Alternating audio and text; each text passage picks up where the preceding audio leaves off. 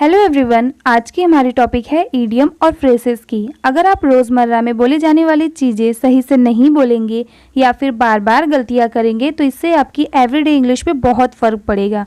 और आप जानते हैं कि अगर आपको अच्छी इंग्लिश बोलनी है तो आपको ईडियम और फ्रेसेस का यूज़ करना ही करना है। इसके बिना आपकी इंग्लिश सुंदर नहीं लगेगी और इन्हें यूज़ कर आपकी इंग्लिश सिर्फ फ्लुएंट ही नहीं बिल्कुल बहुत ही एडवांस भी साउंड करेगी। तो अगर आपको अपनी डेली लाइफ कन्वर्सेशन को इम्प्रेसिव बनाना चाहते हैं तो इस वीडियो में एंड तक ज़रूर बने रहें। वीडियो को स्टार्ट करने से पहले जिन्होंने चैनल को सब्सक्राइब नहीं किया है प्लीज़ सब्सक्राइब कर ले और बेल आइकन प्रेस करना ना भूलें, जैसे आने वाले नए वीडियोज़ की नोटिफिकेशन आपको मिलती रहे। वीडियो को स्टार्ट करते हैं। पहले ही समझते हैं ईडियम और फ्रेसेस होता क्या है। बहुत सारे लोग ये तो याद कर लेते हैं पर उनको ये ही नहीं पता होता कि ईडियम और फ्रेसेस का एग्जैक्ट मतलब क्या है। ईडियम्स और फ्रेसेस होते क्या हैं, पहले इस वीडियो में हम यही देखेंगे। ईडियम और फ्रेसेस की मीनिंग्स। ईडियम को हम हिंदी में मुहावरा बोलते हैं और फ्रेसेस को वाक्यांश। वाक्यांश क्योंकि ये एक वाक्य का अंश होता है इसलिए वाक्यांश। देखने में दोनों सेम ही लगते हैं, जैसे दोनों एक ही हों। ईडियम और फ्रेसेस सेम हों बट इनमें कुछ डिफरेंसेस हैं। पहले हम फ्रेसेस को समझते हैं। जैसे आपको पता है वाक्यांश मीन्स वाक्य का एक अंश। सेंटेंस को हम हिंदी में क्या बोलते हैं, वाक्य। तो ये हमारा क्या हुआ, वाक्यांश मीन्स सेंटेंस का एक पार्ट। चलिए इसको इंग्लिश में देखते हैं। अ group of words which has a meaning but not complete means group का एक वर्ड तो है और उसका मीनिंग भी है पर वो पूरा नहीं है, कंप्लीट नहीं है। चलिए कुछ एग्जाम्पल्स देखते हैं जैसे आपको और इजीली समझ में आए। Going to school. Going to school का मतलब क्या होता है, स्कूल जाना। स्कूल जाना। अगर हम इसको इस तरह से लिख दें जैसे she is going to school तो इसका मतलब क्या हो जाएगा, ये पूरा एक सेंटेंस बन जाएगा। She is going to school. She ये हमारा सब्जेक्ट हो जाएगा, इज़ ये हमारा वर्ब हो जाएगा। पर अगर हम इसको बस इतना ही लिखें तो ये हमारा एक पूरा वाक्य हो जाएगा, मतलब सेंटेंस का एक पार्ट हो जाएगा। ये पूरा सेंटेंस नहीं होगा। गोइंग टू स्कूल ये हमारा एक सेंटेंस का पार्ट हो जाएगा। चलिए एक और एग्जाम्पल देखते हैं। आफ्टर द सनसेट मतलब सूरज छुपने के बाद। पर सूरज छुपने के बाद क्या है, खाना खाने जाना है, घूमने जाना है, क्या करना है ये हमें नहीं पता। मीन्स आफ्टर द सनसेट मतलब इसमें मीनिंग तो है पर कंप्लीट नहीं है। पर अगर हम इसमें ये जोड़ दें she came to meet me after the sunset मतलब सनसेट के बाद वो मुझसे मिलने आई। She came to meet me after the sunset. After the sunset अगर आधा है तो ये क्या हो गया हमारा फ्रेज और पूरा है तो ये हमारा क्या हो गया, पूरा एक सेंटेंस। चलिए अब हम ईडियम्स को समझते हैं। जैसे आपको पता है कि ईडियम्स मीन्स मुहावरे, पर इसको और डिटेल में जानते हैं जैसे ईडियम्स क्या होते हैं। इंग्लिश में देखते हैं। Idioms are a group of words that doesn't have a definite meaning and usually act as a common expression मतलब मुहावरों शब्दों का एक समूह है जिसका कोई निश्चित अर्थ ही नहीं होता और यह आमतौर पर एक सामान्य अभिव्यक्ति के रूप में कार्य करता है।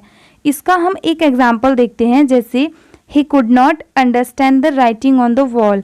The writing on the wall मतलब दीवार पर लिखा हुआ, लेकिन इसका मतलब कुछ और होता है कि कुछ बुरा होने वाला है। ही कुड नॉट अंडरस्टैंड मतलब वो समझ नहीं पाया कि कुछ बुरा होने वाला है।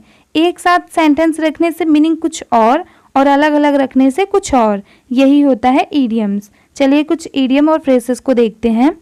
मुंह में पानी आना। The mouth waters that means to feel a strong desire और craving for something often food.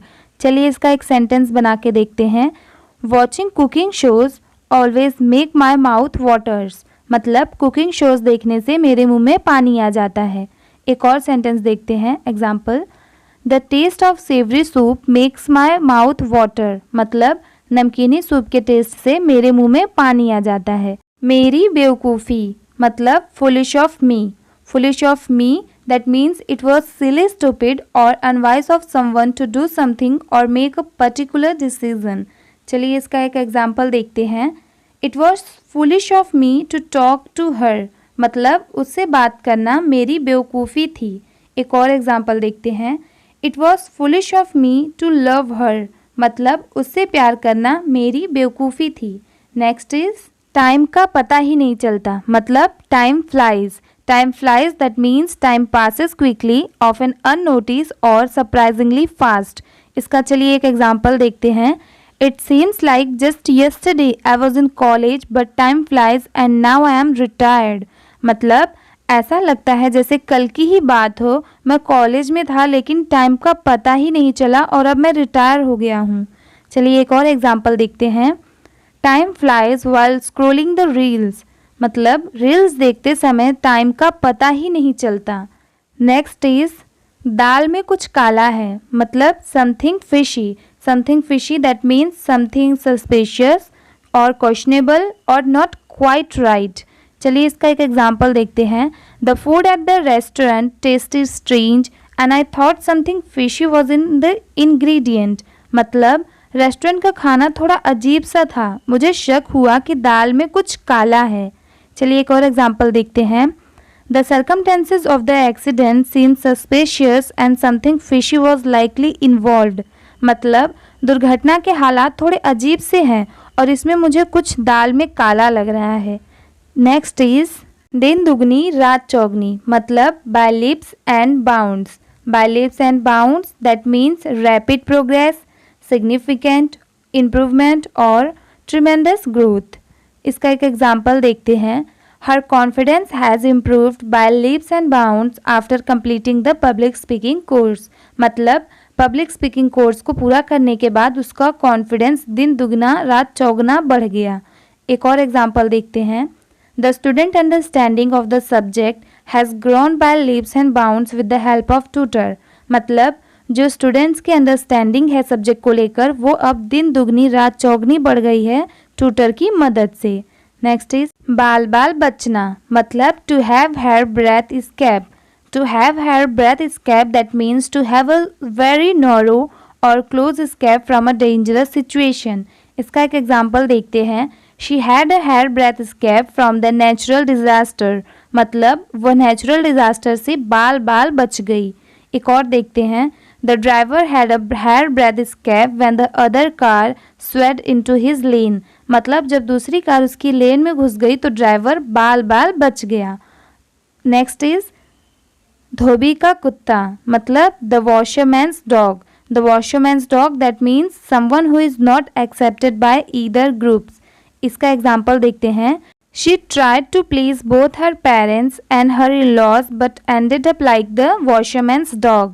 मतलब उसने अपने पेरेंट्स और ससुराल वालों को खुश करने की कोशिश की लेकिन धोबी का कुत्ता बन के रह गई। और दूसरा सेंटेंस देखते हैं। The politician tries to please both sides but ended up like the washerman's dog.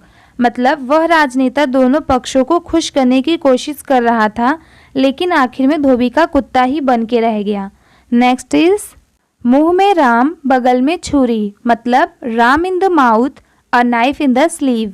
Ram in the mouth a knife in the sleeves that means to pretend to be friendly और honest while hiding true intention. For example, he was speaking sweet words but I knew he had ulterior motives, a classic case of ram in the mouth, knife in the sleeves. मतलब वो बड़े प्यार से बात कर रहा था लेकिन मुझे पता था कि उसके दिल में कुछ तो था और मकसद कुछ और था। यह तो मुंह में राम और बगल में छुरी वाली बात हो गई। एक और एग्जाम्पल देखते हैं। He was being overly friendly but I could sense the malice behind his words. A perfect example of ram in the mouth, knife in the sleeve. मतलब वह बहुत ज़्यादा ही ओवर फ्रेंडली हो रहा था लेकिन मुझे उसके शब्दों के पीछे का दुर्भावना का अंदाज़ा था। यह एक सही उदाहरण था मुंह में राम बगल में छुरी का। नेक्स्ट इज खोदा पहाड़ निकला चूहा। मतलब making a mountain out of a mole hill. Making a mountain out of a molehill that means to make a big efforts and achieve something small. एक एग्जाम्पल देखते हैं।